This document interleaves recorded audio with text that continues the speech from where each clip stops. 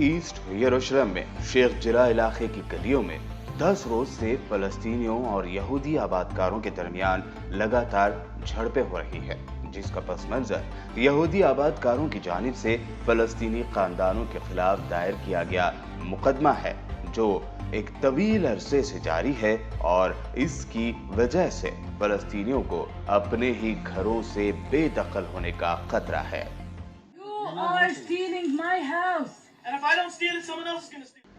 यरूशलेम शहर के मशरक़ी हिस्से, जिस पर इसराइल ने सन 1967 में होने वाली 6 दिनों की जंग में कब्जा किया था, उसके पड़ोस में यहूदी आबादकारों ने फलस्तीनियों पर ऐसे नारे लगाए, उर्दुन वापस जाओ, जिसका फलस्तीनियों ने इन नारों के जवाब दिया कि नस्ल परस्त और माफिया।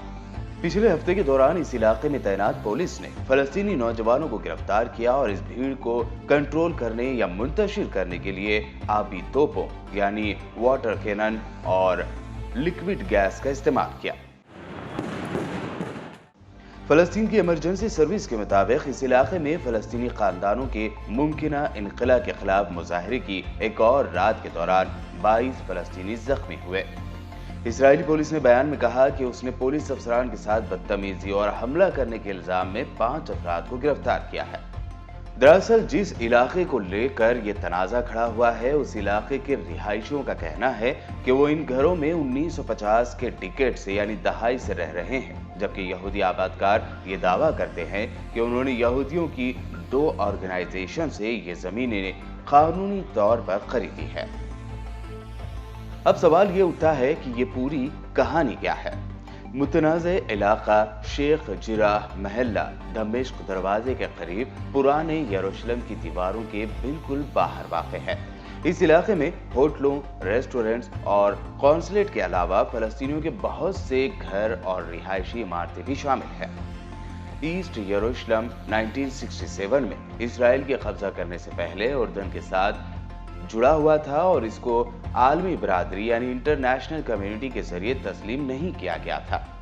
बताया यह भी जाता है कि यहूदी आबादकारों ने अदालती फैसलों की बुनियाद पर महल्ले के घरों पर कब्जा कर लिया और ये दावा किया कि वहां रहने वाले यहूदी खानदान 1948 की जंग के दौरान फरार हो गए थे।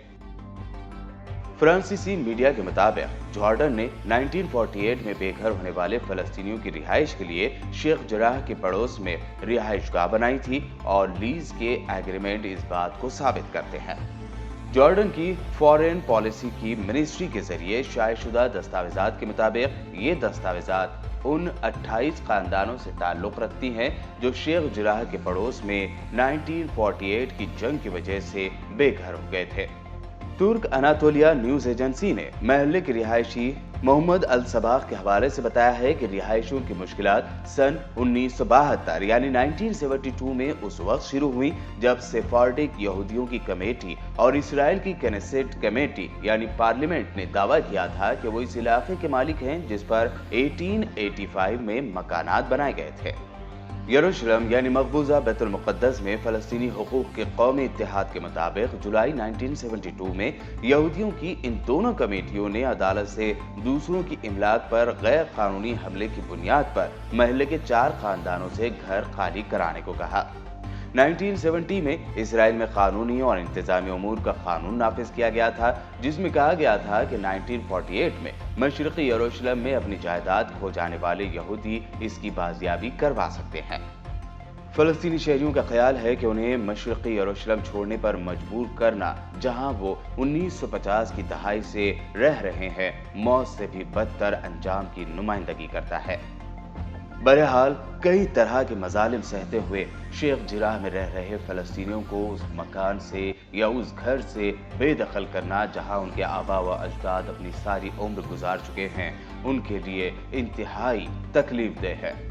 इसी को लेकर फलस्तीनी और यहूदी आबादकार आमने सामने हैं और फलस्तीनियों पर यहूदी सिक्योरिटी एहलकारों की नुमाइंदगी के सहारे यहूदी आबादकार फलस्तीनियों पर हमले कर रहे हैं। रोजाना ही रोजादार फलस्तीनियों पर हमले किए जा रहे हैं। मस्जिद अक्सा में यहूदियों की जानिब से किए गए इन हमलों में सैकड़ों फलस्तीनी जख्मी हुए हैं, जिनमें औरतें और बच्चे भी शामिल हैं।